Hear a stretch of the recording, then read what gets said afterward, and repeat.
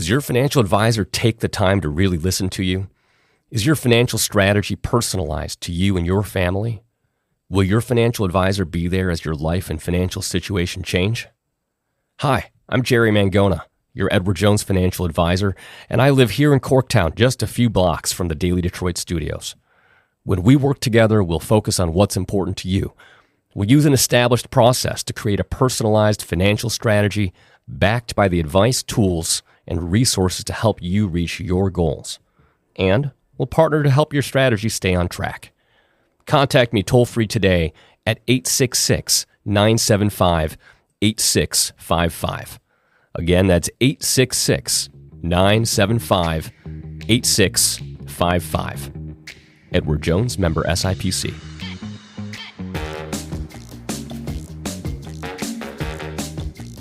Hello, friends, and welcome to your Daily Detroit, sharing what to know and where to go in Southeast Michigan. It is Wednesday, April 30th, 2025. I am Jer Stays at the studio at Techtown, and joining me are two illustrious Daily Detroit contributors who very rarely get to come together, so I am so excited about this. To my right, producer extraordinaire, Shianne Noserini. How are you? I'm great, Jer. How are you? And to my left, none other than Mr. Friday on a Wednesday, still Mr. Friday, Devon O'Reilly. How are you? Whatever day I'm here, it's kind of a little bit Friday. You just declared Friday. It's got a little bit of Friday vibes, but great to be here with Shai, and got some fun stuff to talk about. And no matter what day it is, there's always stuff to talk about, right? For sure. And we're going to get into a couple of things later in the show that are by listener request, because you are both parents, which I am not. That's true. I am only a dog father, not the godfather, and not the pod father. We're going to cover a couple of things, and then we're going to talk about some events happening this weekend that you're going to want to know about. But first, we just found out that we are returning to Mackinac Island for the Mackinac Policy Conference with the Detroit Regional Chamber. This year, the theme is Vision plus Tools multiplied by Action equal Impact. The chamber itself says that Michigan will thrive when we define a clear vision for a better future for our people, businesses, and the environment. Michigan will grow when we invest in tools, technologies, and infrastructure. Michigan will prosper when partnerships are built that overcome barriers and drive meaningful action. So we've been going for a few years, and, I figured we'd just talk about it since we now know that we're going, why we go, why we do it. Devon, why don't you kind of lead a little bit? Because, you've been with the chamber itself. Like, that's technically been your day job for a while. Yeah. I've done 10 Mackinac Policy Conferences over my time at the chamber. It's an incredible event. What I've called it, kind of colloquially, the Catalina wine mixer of Michigan and Detroit. I mean, it really is every year. It's like the who's who, the big conversations, the big parties happen up on the island. You've got a mix of business leaders, nonprofit leaders, elected officials, media, and you're kind of just, it's really special because unlike a lot of other conferences and events, you're all just up there on the island for 3 days, and you can't go anywhere. You can't use the excuse that you got to go home to your kids, or you got to go to another meeting somewhere on the other side of town. It's just all happening there at the same time. And so you have a very unique dynamic where you end up having just some really cool FaceTime with really influential individuals, people that you may not get a chance to bump into or that you may only see speak on stage, but everybody's kind of all mixed up together, and it creates a really, really cool environment. And of course, the beauty and the majesty that is Mackinac Island and the Grand Hotel serve as quite the host for this event. So I'm excited to go again this year, and we've had conversations up on the porch before. I think last year we were outside on the porch because it was a nice day. Mm-hmm. But we've definitely recorded some episodes up there. So I'm excited to have you joining us. I think for us, it's a great opportunity to get content and conversations for the show. Some of our most popular episodes have come from the Mackinac Policy Conference because we really like to lean in and talk to folks and have these in-depth conversations that help set the agenda for what's happening in the region. And I know some people get a little maybe queasy about the idea of like, well, why are they doing it up on the island? But let me tell you, as somebody who used to work in corporate communications, if you have anybody who's a decision maker of any sort, whether it's a nonprofit leader, whether it's a CEO, whether it's a government official, and they are anywhere near Detroit, you will not have their attention. You just won't, because they get pulled in a lot of different directions. And that's something as a producer, Shianne, you really, because you've chased people down to make sure they don't get off on the boat. I have. I remember in 2018 chasing behind Governor Whitmer trying to get her on our show. But for us, I know from particularly the producer standpoint, like I'm already fielding interview requests for us. We would never get these in Detroit.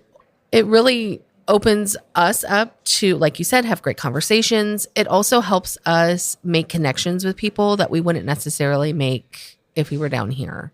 And we've been able to, over the years, foster relationships with a large amount of groups and organizations that I think is really imperative to being able to talk about things and really get to know people around the region. For me, I like it as a way to keep a pulse on what's happening. There's multiple ways that I do this, but I know that a number of listeners tune in because sometimes we know things ahead of time, or we get a sense of the vibe of what's happening, whether it's with development or new restaurants or policies or education or things that they're interested in. And that's part of making that picture for me as a reporter, to actually have these conversations and kind of know, what are people thinking? Where is the vision? What is practically going to happen versus like Dreamland? And I know that Dreamland can get a lot of clicks, but that doesn't really serve the public, because we need to be realistic about what we can do, but also push forward a lot of things. It's a two-way conversation where listeners will often share with us things they want us to ask people about. We had a great beat ahead of time on changes and things that were happening with SMART, the suburban bus system. We've talked about community violence intervention programs. We've talked about all kinds of policy issues. It's a useful tool. Obviously, we can still do our job without it, but it does help us get conversations that we normally wouldn't have. And for us, I don't know about everyone else, but we're working a ton during that. Like, that is 12, 14-hour days. Oh, yeah. It's busy. Like, yeah, it's a break from, I like to tell people, like, I go to Mackinac because it's a break from being a parent, but I'm still working. Yeah, I mean, it ends up being longer days than if you were kind of back in your normal job at your normal house or your normal office, because the things just keep going. Because inevitably after the conference programming, there's receptions and events and things, and frankly, most people are doing something until almost midnight, if not past that, because then the downtown Mackinac really comes alive, and there's all sorts of chatter and deals and interesting conversation that takes place at places like the Pink Pony and Seabiscuit and Horns and all of our favorite establishments there. And the Island Pizza, everything. Right. We cannot forget when there's new stuff and we find it on the island. We did that episode from the new place with the turtle icon. Yeah, the turtle. The Mackinac Pizza, over by the Grand Hotel. Yeah. But the truth is, people love like new stuff wherever it is. They're always interested. That said, Devon O'Reilly, there are some changes in your future. There are. Yes, there are. So it certainly will not be my last Mackinac, but it will be my last Mackinac Policy Conference as a member of the chamber, and my last future leaders, as I'm going to be leaving the chamber right after Mackinac to take on the president and CEO role at Fairlane, the Henry Ford estate. So that is, it's very exciting, really unique opportunity, something that's near and dear to my heart. As anyone who listens to this knows, growing up in Dearborn, living in a Ford home, going to Henry Ford Academy, going to University of Michigan Dearborn, which is right in the shadow of the estate. I knew it well growing up. It's a really exciting time for the estate. I think a lot of people probably, their knowledge of it is either, I walked the grounds maybe, or I went there when I was a little younger. Some people may remember the pool room restaurant that used to exist there. But, long story short, in its history, it's been undergoing years of just meticulous restoration and preservation to bring it back to its kind of year of significance, which is like 1919, 1920. And so everything is to restore it back to that kind of time period. And it's been, done with, meticulous detail with all sorts of craftsmen. And so we're now getting ready. The main floor of the house is almost 100% done. the second floor and the lower floor are in process of getting done. And then what I'm really excited about is this garage and powerhouse space. If you've been there, if you go there now, it's kind of under construction. You can still walk around the grounds and see it because the grounds are open. But this powerhouse and garage space is going to be just an incredible learning space, event space, really leaning into the kind of innovation and entrepreneurship that are a part of Fairlane's history. So getting to be a part of that is really cool. Getting to kind of help guide the next chapter of Fairlane in my next chapter of my career is really cool. So I'm looking forward to that. If you don't follow their social media, they do a really good job. They've got a great social media. Henry Ford Estate, I think, is their handle. They talk about, they'll do different Tuesdays with Tom. Like each, Tuesday they'll do kind of a little bit of a little vignette on a restoration project they're working on. They'll do Rooting Around with Maya, who they'll do like in the root cellar and talk about kind of the gardening side because, Clara Ford is a big part of this too. And she was really into horticulture and plants and gardening. And so there's the gardens there are immaculate and people love to come see just the garden. So Clara's a big part of this too. And so there's all sorts of great events. The social media, definitely follow them. I may start popping up on there pretty soon. And they've got some cool events coming up. So like I said, the home right now is closed other than kind of specific tours, but there are some events coming up. There's a restoration showcase that is on a wait list because that was very popular, chance to get in there. But there is a plant sale coming up on Friday, May 16th and Saturday, May 17th from 9 a.m. to 2 p.m. So there's a plant sale. Again, are people who enjoy native plants, herbs and vegetables, perennials and annuals, bee houses, garden art, and more. I may have to go to that. Are we going? I feel like we might need to. It'll be me, you, and Dilly Bean. Yeah. My little one. Maybe a little trip to Fairlane would be useful. I have some thoughts. One, I almost only know you as Chamber Devon professionally because you've been there for so long. When we met, that's where I was at. Yeah. Mm-hmm. What are you the most proud of in your time looking back with the Chamber? What are you most proud of? Gosh, the progress we've been able to make and my little small piece of that in the overall context of Detroit and where we've come the last 10 years. I think there's, a million people who had a little bit to do with it. And I just wanted to be one of those people. The Neighbor Hub program that, we were able to create to help support small businesses and nonprofits in the neighborhoods. The Detroit Policy Conference, which has grown into its own kind of, we talked about Mackinac. The Detroit Policy Conference is really the premier conference for Detroit and the region and discussing those issues and being able to guide that for the last 10 years. And then Leadership Detroit, and where we were able to take that program the last few years and make it the premier leadership development program in the state. What we've been able to do there is really cool. And then just getting to interact with all the entrepreneurs and really cool, innovative minds that I've come across in my entrepreneurial journeys with the Chamber. We've done some really, really cool stuff. So it's a lot, not just one thing, but those things are what I'll be most proud of. And why was it time? It was time because the opportunity presented itself. And, sometimes opportunities come to you and they're presented to you and you kind of see them through. And that was my thing, is see this through and see if it is the right opportunity. And because of multiple factors in my life and what's going on, and professionally, this was an opportunity to lead an organization.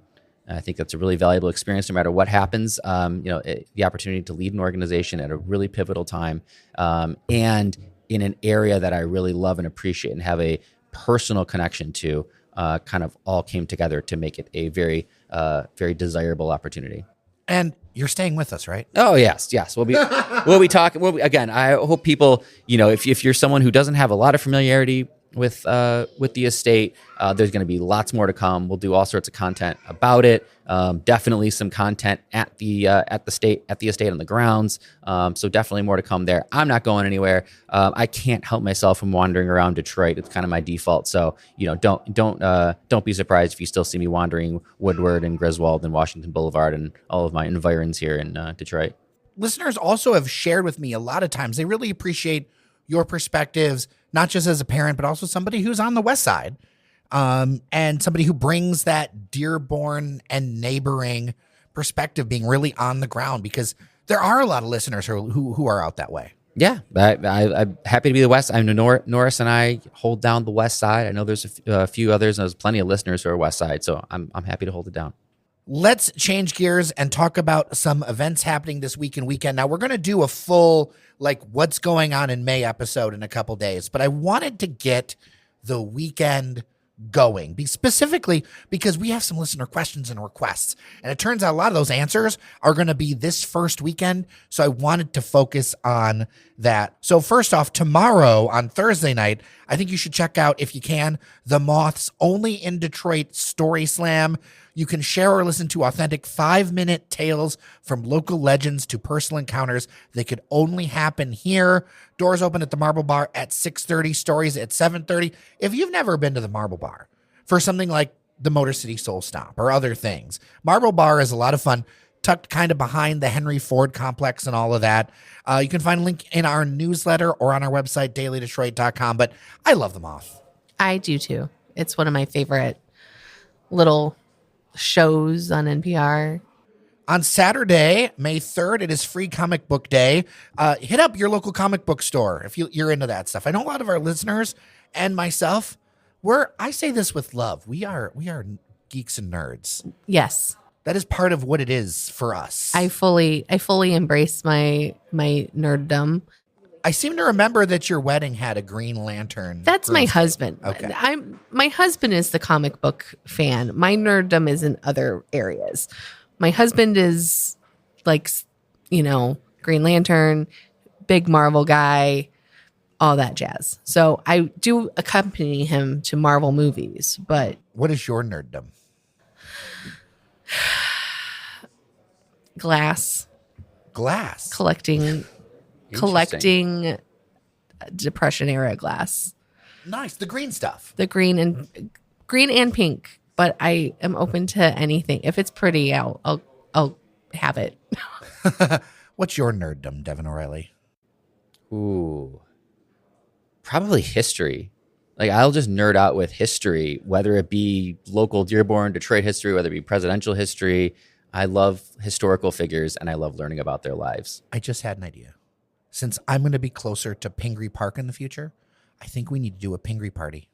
I love it. Yeah. Yes. I think this needs to happen. Let's get that pipe once and for all. Yes, a Pingree Daily pipe. Detroit Pingree party and smoke the Pingree pipe. That sounds about right. And we got to have potato dishes. We have to have exactly. lots of potato dishes. The only thing on the menu is potatoes.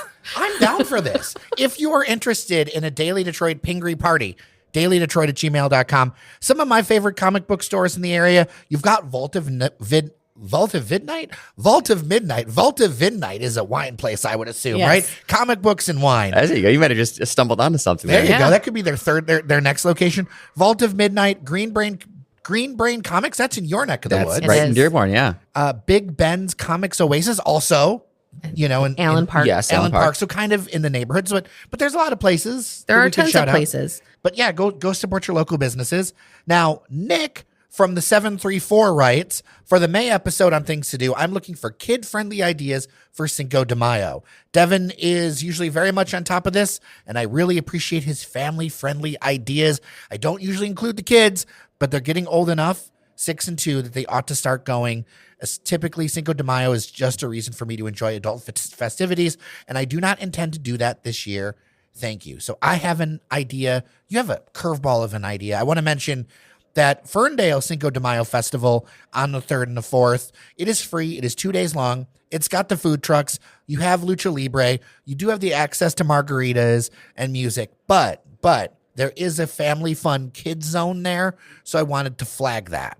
Yeah, Cinco de Mayo is a tough one. For me, it is usually just about, getting some Mexican food, having some margaritas, picking your favorite local Mexican restaurant to go to and patronizing that. I haven't been to the parade. I know there is a parade. I have not personally done it, but they do have there is a great Cinco de Mayo parade. It's on a Monday this year, which kind of stinks. No, it's on Sunday. It's on Sunday. It's on Sunday. Wait, the parade's on Sunday. The parade is on The parade Sunday. is on Sunday. But Cinco de I want to Mayo clear is on Cinco de Monday. Mayo itself. Yes, Sorry, Cinco de yes. Mayo itself is on Monday, which just kind of sucks for just timing. Yeah. Well, you're an absolutist with time. Same 10 thing to with well, it's St. Cinco de Patrick's. Mayo. The holiday is literally. It's not even like St. Patrick's Day. It's literally in the name. Cinco de Mayo. I don't know how you can celebrate it on another day, but sure. I mean, what are we doing here? But yes, of course you have to celebrate it on Cinco de Mayo. It's the name of the holiday. So yes, being on a Monday kind of sucks. I remember some Cinco de Mayos that were Thursdays, Fridays, Saturdays. That was great. So what will I do? I'll probably do something like that. I guess maybe you could, do just Mexican food with the kids. You can have your own margaritas or not have margaritas. It's a tough one though. But this weekend, I actually do have something interesting that I would like to push out that maybe even more kid friendly if you'll allow me. And that's the Kentucky Derby. So this Saturday is the Kentucky Derby. I don't think I have to explain what that is, but it's just fun, again, to kind of like a little bit of pageantry. And so I have a daughter, and so she likes horses. She actually rode her first pony this past weekend. So ponies are cool. Kids love ponies. I think you could get them into the spirit of the Kentucky Derby and horses racing. You also have all sorts of big hats and dresses and clothing, and it kind of seems to me like the kids would be into the hats and the flowers and all the visuals that might go along with that. So, I mean, I think that might be something to kind of maybe have a little Kentucky. I've had Kentucky Derby parties in the past at my house, which are kind of fun. You get to serve, mint juleps, some Southern food, have a good time, have a little day party there. I know that, of course, Green Dot Stables always does a fantastic Kentucky Derby party. They're going to do it again this year. They'll have a hat contest, so that'll be cool. So this weekend, I'm less focused on Cinco de Mayo. I'm going to be more focused on the Kentucky Derby. So I love the Kentucky Derby and I love horse racing, but that's because my sister was a horse trainer for racehorses. And so I spent a lot of time at the racetrack, specifically DRC over in Livonia before it became a Home Depot. My oldest asked what the Kentucky Derby is because this weekend is also his school's auction and it is a Kentucky Derby theme. So I've already called my sister and asked, can I borrow one of your hats? Because she would always go down to the Derby. And she was like, I guess, but they're very special to me, but I know you'll take care of it. So he was like, I was trying to explain to my husband what men wear to the Kentucky Derby. And it was quite an interesting conversation because he didn't know what seersucker was. How? Well, my husband. I know, but for those who don't know, because people might not know what seersucker is. It's like a striped linen. I mean, it's seersucker. I don't know. I never had to explain it to anybody. I know. It's a lightweight fabric that's generally striped and kind of. Is it cotton? It's like cotton. It's silk. It's linen. It's light. It's flowy. Lightweight. As a big man, once I discovered seersucker, my entire world changed. If you run hot, I run hot. If you run hot, you need to find you some seersucker. It is going to save your summer. Do not mess with synthetic fibers if you don't have to.